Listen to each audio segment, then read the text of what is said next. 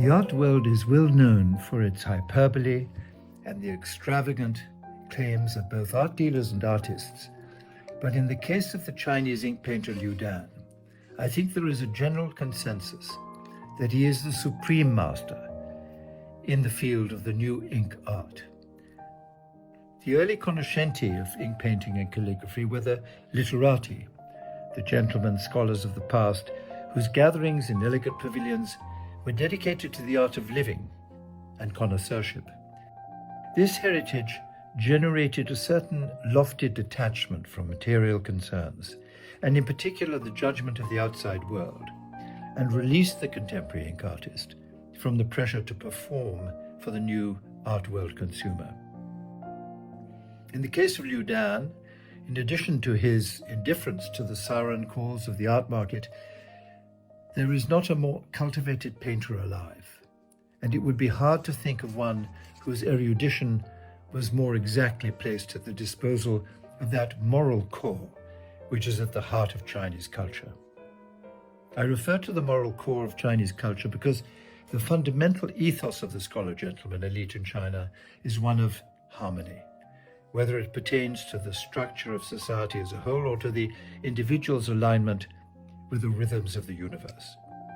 It became the purpose of civilized man, of the gentleman,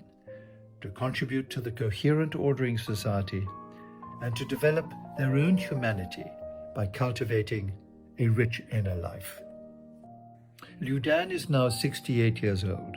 and therefore was 13 when the Chinese Cultural Revolution erupted and 23 when it drew to a close.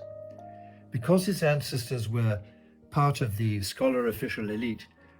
Liu was expelled, together with the other so-called privileged children, to one of the rural agricultural communes designed to educate them in pure communist ideology. Miraculously, a friend of his was able to smuggle into the camp a book on European Old Master painting, which Liu began to study and copy, and was to form one of his primary sources of aesthetic inspiration for the rest of his life.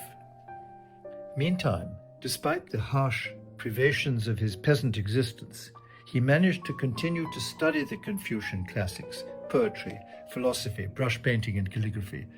all of which he had started as a child with the encouragement of his scholarly grandfather.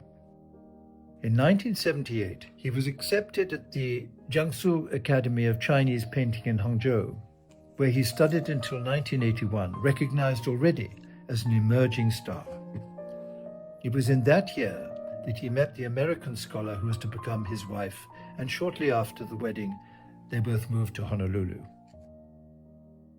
By 1992, he had moved to New York, where many other, now famous expatriate Chinese artists were living,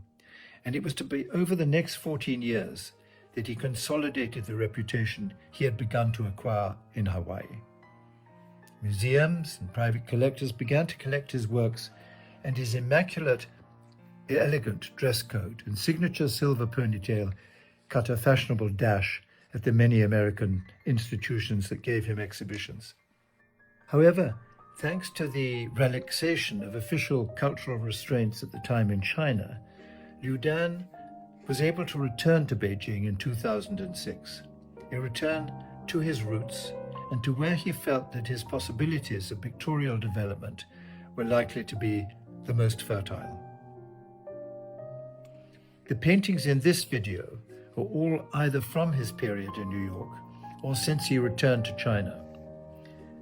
I believe that they strikingly embody the features that have propelled him to the international stature that he now enjoys. The beauty of these works consists in the evocative descriptions of his favorite subjects and themes, rocks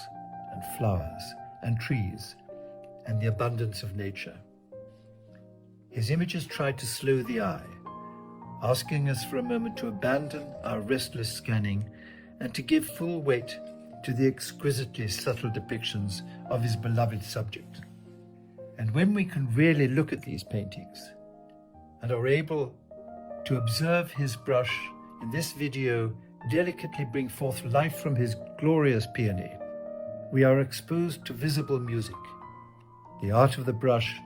in all its fluidity, creating a sensual existence